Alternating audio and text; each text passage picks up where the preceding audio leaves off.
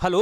आज हम 11 अगस्त 2020 से लेकर 17 अगस्त 2020 तक के करंट अफेयर्स पर चर्चा करेंगे। मैं हूं पुरुषोत्तम सिंह और इस वीडियो में आपका स्वागत है। फोर्ब्स द्वारा जारी की गई सबसे ज्यादा कमाई करने वाले फिल्मी हस्तियों यानी एक्टर्स में किस भारतीय का नाम टॉप 10 में शामिल हुआ? यह है अक्षय कुमार और इनका नाम टॉप 10 में शामिल हुआ। अक्षय कुमार की कुल वेल्थ है $48.5 मिलियन। इसके साथ ही जो पहले नंबर पे कमाई करने वाले रहे वो हैं इवेन जॉनसन 87.5 मिलियन US डॉलर, दूसरे नंबर पे है Ryan Reynold 71.5 million US dollar और अक्षय कुमार इस लिस्ट में छठे नंबर पर हैं। पाकिस्तान के सबसे बड़े नागरिक सम्मान निशान-ए-पाकिस्तान से किसे नवाजा गया? ये हैं हुर्रियत नेता सैयद अली शाह गिलानी। इन्हें पाकिस्तान के सर्वोच्च सम्मान निशान-ए-पाकिस्तान से नवाजा गया।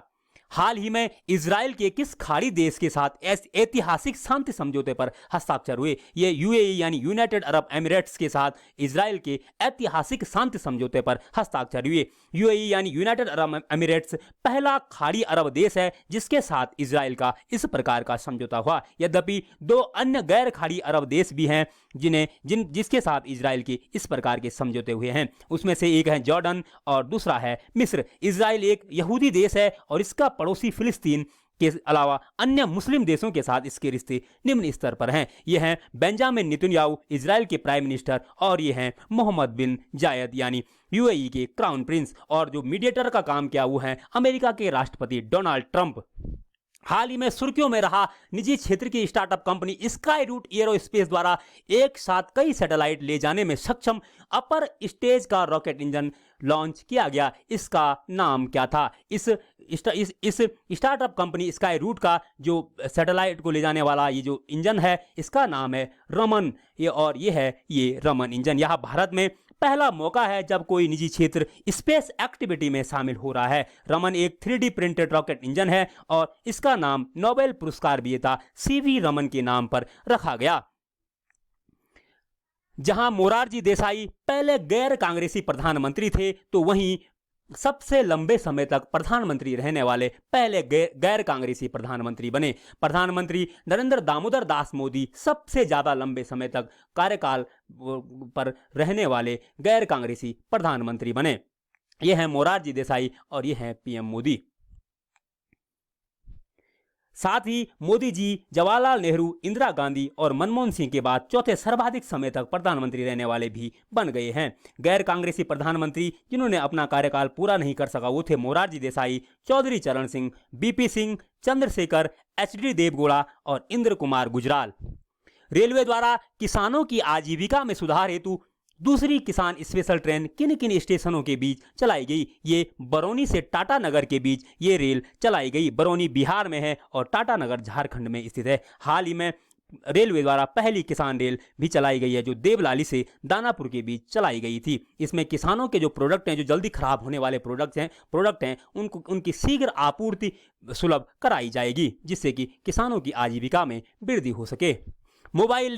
मोबाइल लैब लबाइक यानी धन्वंतरी चलंत अस्पताल को शुभारंभ केंद्रीय कौशल विकास मंत्री डॉक्टर महेंद्र पांडे ने वर्चुअल माध्यम से किया। इसका उद्घाटन किया गया वाराणसी में।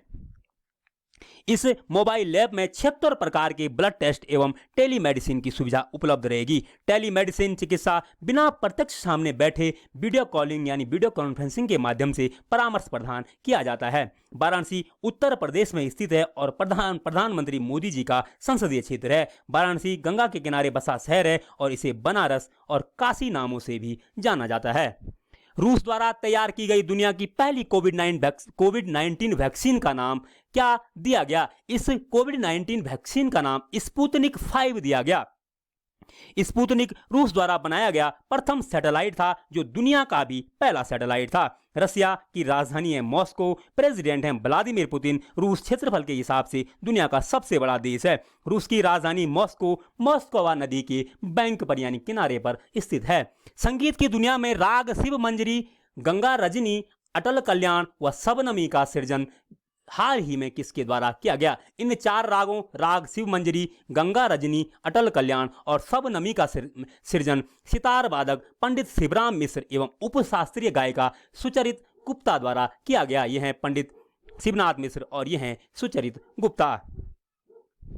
जैविक खेती जैविक खेती के रकबे की दृष्टि से भारत का विश्व में 9वां स्थान है। जैविक किसानों की कुल संख्या के मामले में भारत का विश्व में कौन सा स्थान है? जैविक किसानों की कुल संख्या के मामले में भारत का दुनिया में पहला स्थान है। सिक्किम दुनिया का पहला जैविक राज्य बना, साथ ही त्रिपुरा और उत्तराखंड भी इस लक्ष्य की ओर अग्रसर हैं।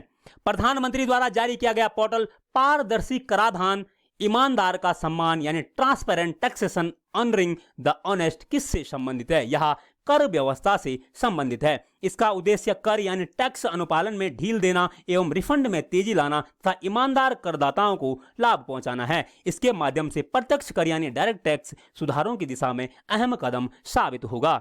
रक्षा मंत्री राजनाथ सिंह द्वारा सृजन पोर्टल का शुभारंभ किया गया। यह संबंधित है। यह रक्षा क्षेत्र में आत्मनिर्भरता हेतु घरेलू उत्पादों को बढ़ावा देना है। मानव संसाधन विकास मंत्रालय द्वारा जारी केंद्रीय विश्वविद्यालयों की रैंकिंग में शीर्ष स्थान पर कौन सा विश्वविद्यालय रहा? शीर्ष स्थान पर जामिया मिलिया इस्लामिया विश्वविद्यालय रहा। भारत सरकार द्वारा जारी इस केंद्रीय विश्वविद्यालय रैंकिंग में जामिया को 90% स्कोर प्राप्त हुआ, जो कि पहले नंबर पर रहा। उसी के साथ ही राजीव गांधी यूनिवर्सिटी ऑफ अरुणाचल प्रदेश को 83% और जवाहरलाल नेहरू यूनिवर्सिटी ऑफ दिल्ली को 82% स्कोर प्राप्त हुआ। Atal AI step up model launch किया गया। Atal AI step up model NITI Aayog द्वारा लॉन्च किया गया। स्कूल्स में आर्टिफिशियल इंटेलिजेंस और इनोवेशन को बढ़ावा देने के लिए यह लॉन्च किया गया। इसका उद्देश्य आर्टिफिशियल इंटेलिजेंस का उपयोग क्लासरूम तक करना है। नीति आयोग यानी national institute of transforming India, इसकी स्थापना 1 जनवरी 2015 को योजना आयोग के स्थान पर की गई और यह एक स्टैट्यूटरी बॉडी है। यह एक एग्जीक्यूटिव बॉडी है, यानी यह कानून के द्वारा बनाई गई बॉडी नहीं है। यह एग्जीक्यूटिव ऑर्डर द्वारा कार्यपालिकीय आदेश द्वारा बनाई गई बॉडी है और इसके अध्यक्ष प्रधानमंत्री होते हैं। भारतीय अमेरिकन कमला हैरिस, जिनको की उपराष्ट्रपति का उम्मीदवार अमेरिका में बनाया गया, का संबंध अमेरिका की किस पार्टी से है? कमला हैरिस का संबंध डेमोक्रेटिक पार्टी से है। ये हैं कमला हैरिस। यूएसए में यानी यूनाइटेड स्टेट ऑफ अमेरिका में 2 पार्टियां हैं, जिनमें से एक है डेमोक्रेटिक पार्टी, जिनसे कि बराक ओबामा संबंधित हैं, और दूसरी पार्टी है रिपब्लिकन पार्टी या रिपब्लिक पार्टी, जिससे कि डोनाल्ड ट्रंप संबंधित हैं। 30 सेकंड में सैनिटाइज करने वाली किस डिवाइस का अनावरण नितिन गडकरी जी ने किया? यह है माइक्रोवेव डिवाइस अतुल्य। ये अतुल्य डिवाइस है और यह 30 सेकंड में सैनिटाइज कर देती है। यह डायरेक्ट 5 मीटर तक, यह डिवाइस 5 मीटर तक के एरिया को एक समय में ही डिसइंफेक्ट कर सकती है। इस पोर्टेबल और हल्की डिवाइस को ministry of micro small and medium enterprises के सुपरविजन में तैयार किया गया। मोइरा केला को जीआई टैग मिला। मोइरा बनाना को जीआई टैग मिला। यह किस राज्य से संबंधित है? यह गोवा से संबंधित है। यह केला मुख्यतः मोइरा गांव में होता है और हाल ही में इसके साथ हरमन मिर्च और खाजे मिठाई को भी गोवा में जीआई टैग यानी जियोग्राफिकल इंडिकेशन मिला। जीआई टैग किसी वस्तु की किसी विशेष भौगोलिक क्षेत्र में विशेष प्रसिद्धि या पहचान के लिए दिया जाता है, जिससे उस वस्तु का स्टैंडर्ड मेंटेन हो सके। गोवा की राजधानी है पणजी। सीएम हैं प्रमोद सावंत और गवर्नर हैं सत्यपाल मलिक। यहाँ 1 राज्यसभा सीट है और 2 लोकसभा सीट हैं। गोवा का अपना हाईकोर्ट नहीं है और यह बॉम्बे हाईकोर्ट की गोवा बेंच के जुरिडिक्शन में आता है। गोवा वेस्टर्न घाट के कोंकण रीजन में स्थित है। गोवा पर सबसे लंबे समय तक यानी 1961 तक पुर्तगालियों का शासन रहा, पोर्चुगीज का शासन रहा। पॉजिटिव पे सेवा किस बैंक द्वारा जारी की गई? पॉजिटिव पे सेवा यानी रिजर्व बैंक ऑफ इंडिया द्वारा यह सेवा जारी की गई। फर्जीवाड़े को रोकने के लिए आरबीआई द्वारा 50,000 से अधिक के चेक के लिए यह सेवा शुरू की गई। इसमें जारीकर्ता को सभी बैंक के विवरण भेजने होंगे। आरबीआई भारत का केंद्रीय बैंक है। इसे बैंकों का बैंक भी कहा जाता है, क्योंकि यह व्यक्तियों से नहीं बल्कि बैंकों से लेन देन करता है। आरबीआई का मुख्यालय मुंबई में है और गवर्नर शक्तिकांत दास हैं। मॉनेटरी पॉलिसी में 6 मेंबर होते हैं और इसमें 3 आरबीआई के और 3 गवर्नमेंट के होते हैं। आरबीआई की स्थापना 1 अप्रैल 1935 को अंग्रेजी शासनकाल के दौरान हुई। 74वें स्वतंत्रता दिवस के संबोधन में प्रधानमंत्री मोदी द्वारा कितने दिनों के अंदर सभी गांवों को हाई स्पीड इंटरनेट सेवा से जोड़ने की घोषणा की गई, यानी ऑप्टिकल फाइबर नेटवर्क से जोड़ने की घोषणा की गई, या 1000 दिनों के अंदर सारे गांवों को ऑप्टिकल फाइबर नेटवर्क के माध्यम से हाई स्पीड इंटरनेट से जोड़ने की घोषणा की गई। अभी तक यह योजना केवल ग्राम पंचायतों तक ही सीमित थी, अब सारे गांवों को 1000 दिनों के अंदर हाई स्पीड इंटरनेट से जोड़ा जाएगा, जिसकी घोषणा की 74वें स्वतंत्रता दिवस संबोधन में प्रधानमंत्री द्वारा खुद की गई।